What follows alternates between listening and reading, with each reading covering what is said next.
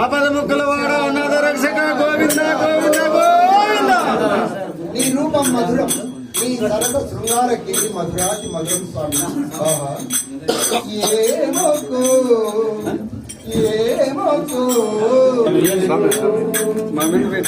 అమ్మ కొంచెం ముందుకు వచ్చే సమయం చేయిలు పెట్టదు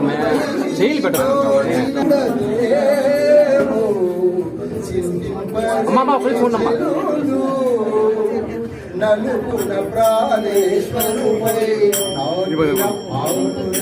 అమ్మా ఇద్దరు కానమ్మా పట్టుకోండి చాలా పట్టుకోండి.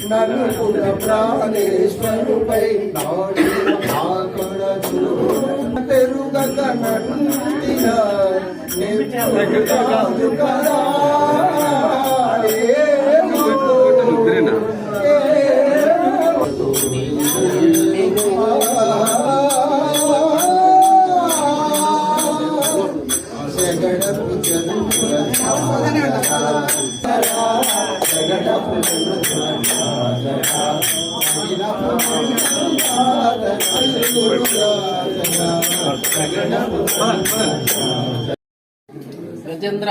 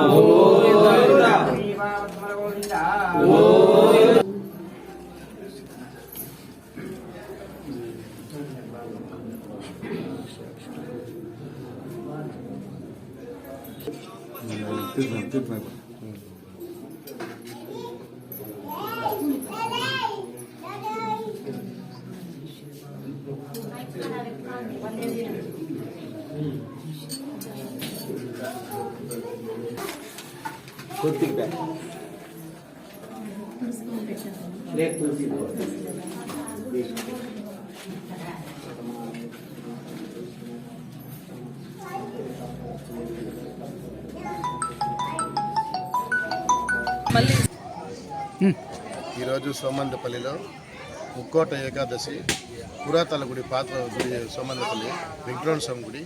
ఇక్కడ తిరుపతికి పోలేని వాళ్ళు మొత్తం టోటల్ ఈరోజు వచ్చి దర్శనాలు చేసుకొని భారీ జనాలు వస్తున్నారు.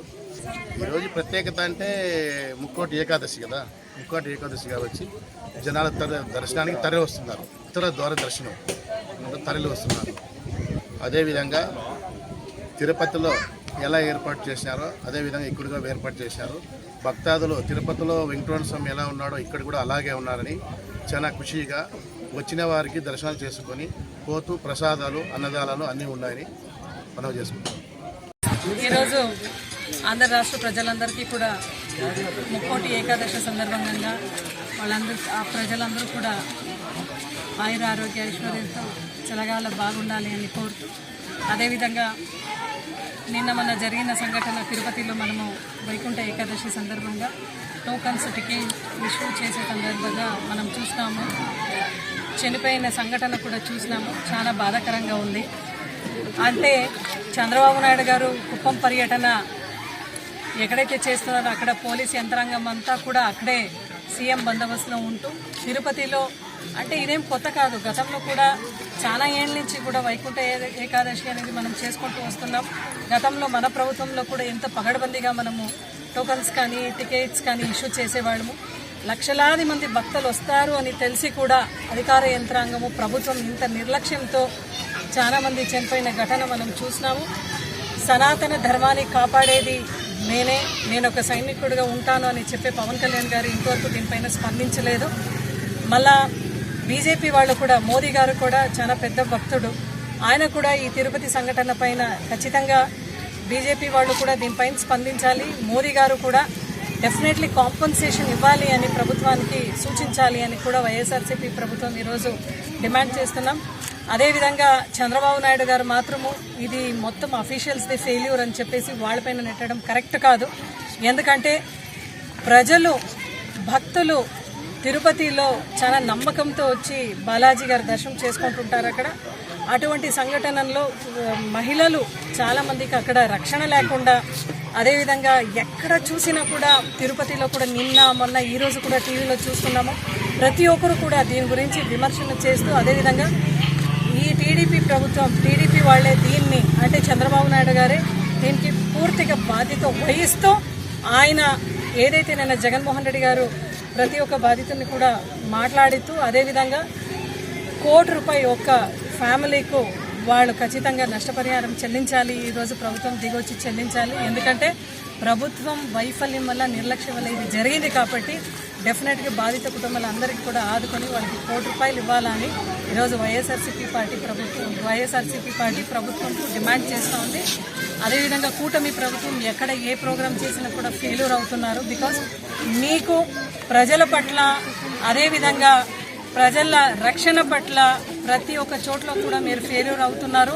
హోంమంత్రి అనిత గారు అయితే మైక్ తీసుకుంటే జగన్ గారిని, గతంలో ఉన్న ఎమ్మెల్యేలని, ఎంపీలని మాట్లాడడం తప్ప ఆమె ఎక్కడ కూడా సెక్యూరిటీ పరంగా ఏ ఒక్క ప్రోగ్రామ్ని కూడా 100% సక్సెస్ చేయడంలో ఆమె ఫెయిల్యూర్ అయింది ఈరోజు. కాబట్టి ఖచ్చితంగా హోమ్ మినిస్టర్ కూడా దీని గురించి స్పందించి వెంటనే మీరు, మీ ప్రభుత్వము, అదేవిధంగా సీఎం గారు అందరూ కూడా దిగొచ్చి ఆ కుటుంబానికి ₹1 ఇవ్వాలని మేము వైఎస్ఆర్సీపీ పార్టీ తరఫున డిమాండ్ చేస్తూ, మరొకసారి ఆంధ్ర రాష్ట్ర ప్రజలందరికీ కూడా వైకుంఠ ఏకాదశి సందర్భంగా ప్రజలందరూ కూడా బాగుండాలని కోరుతూ, మరొకసారి వైఎస్ఆర్సీపీ పార్టీ తరఫున ప్రభుత్వానికి, కూటమి ప్రభుత్వానికి హెచ్చరిస్తూ, ఇంకొకసారి ఇలాంటి సంఘటన ఎక్కడ కూడా పునరుద్ధరించి కాకుండా మీరు వెంటనే చర్యలు తీసుకోవాలని చెప్తున్నాం.